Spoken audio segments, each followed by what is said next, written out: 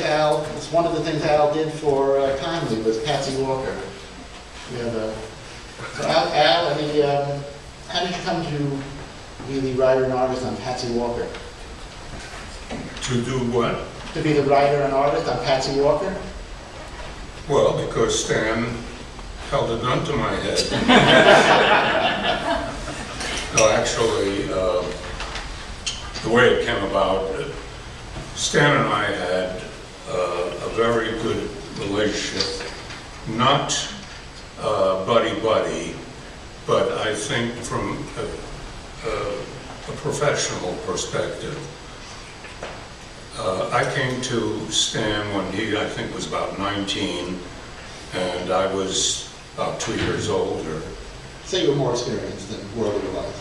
Pardon? You were more experienced than worldly wise. Oh, hardly, but maybe more experienced and worldly wise than Stan was at that time. But in any case, Stan had just taken over from Simon and Kirby.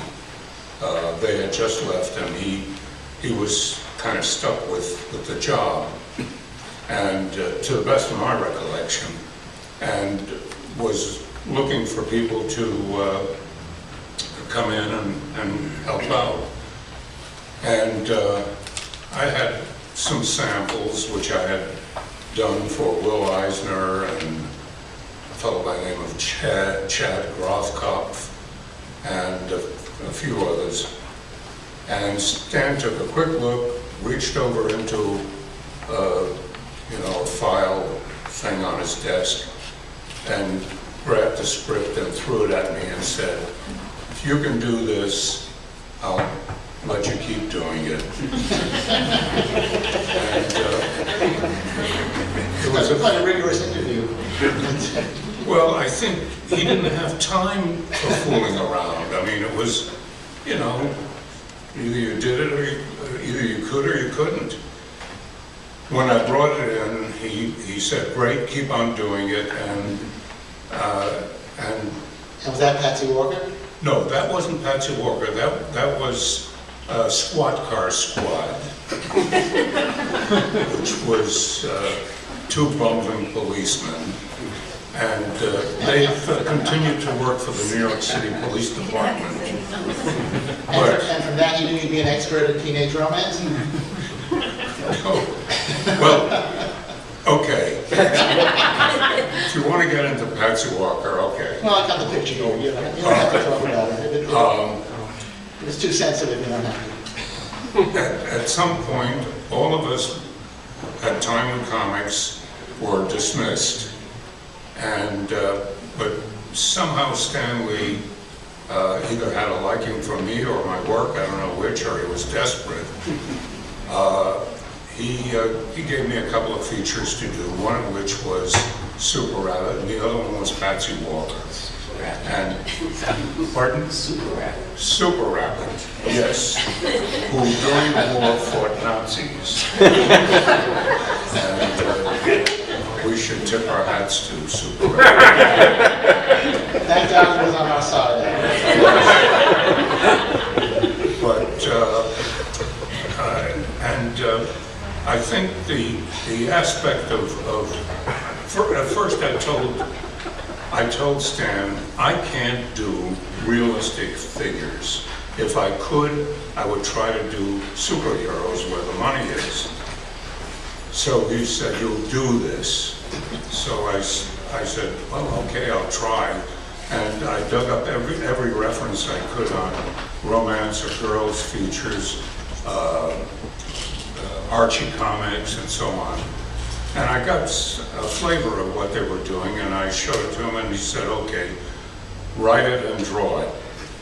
Well, I really knew nothing about teenage girls, romantic pursuits, or anything else for that matter. And You're a comics guy.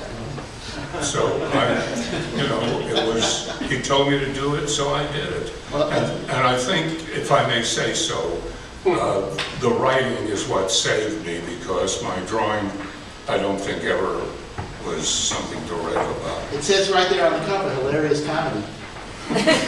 Stanley added that.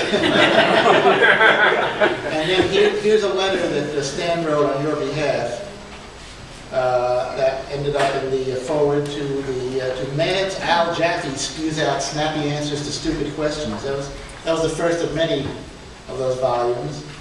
And this is the letter that says, this man, this creative titan, this Al Jaffee who walks among us, has a record which few can equal. Never within human memory has he precipitated a global war, committed genocide, or been incarcerated for jaywalking. He also writes and draws funny stuff, as ever Stan Lee. Please send my check and claim that.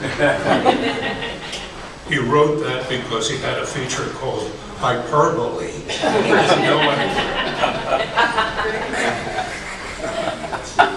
And then, so Al, I'm going to move on unless you have another story, Al? Nope. Okay.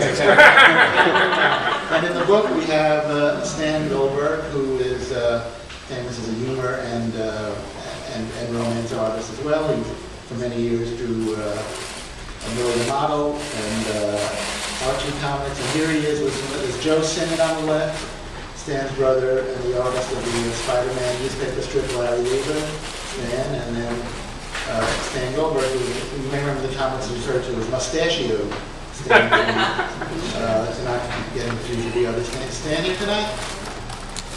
Yes. Okay. It's in Mexico. He's in Mexico. Get him on the phone. It's Skype.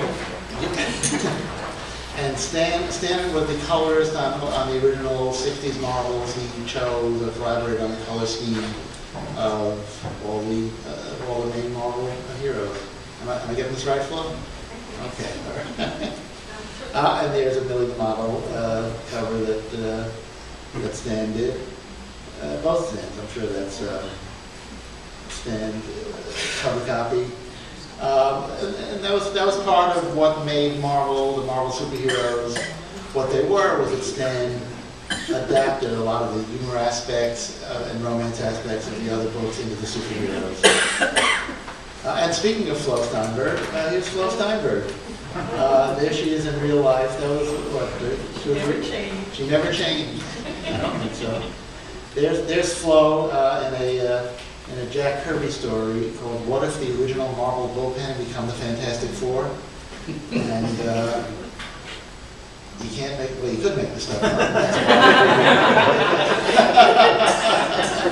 And Flo is, I guess, is the invisible girl / woman. And what's your dialogue there, Flo?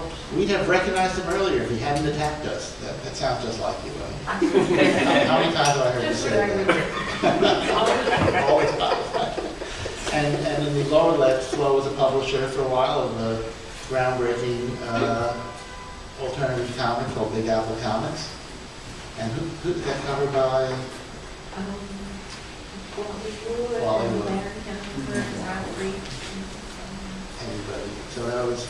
This is an important, I'm not pointing to the screen like you can see this. Yeah, look over, oh, that's a fly. Wait a minute, no.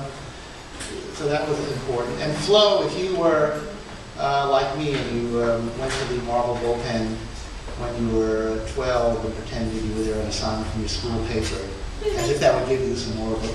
I'm from the Ramaz Ram. We have to see Stan Lee. It didn't work. He did not let us, but you were very nice and gave us pages to color and sent us on our way. Thank you for understanding. Okay. And Flo was just the, was the one who answered the fan mail and was just made the place run. My understanding. You're not denying.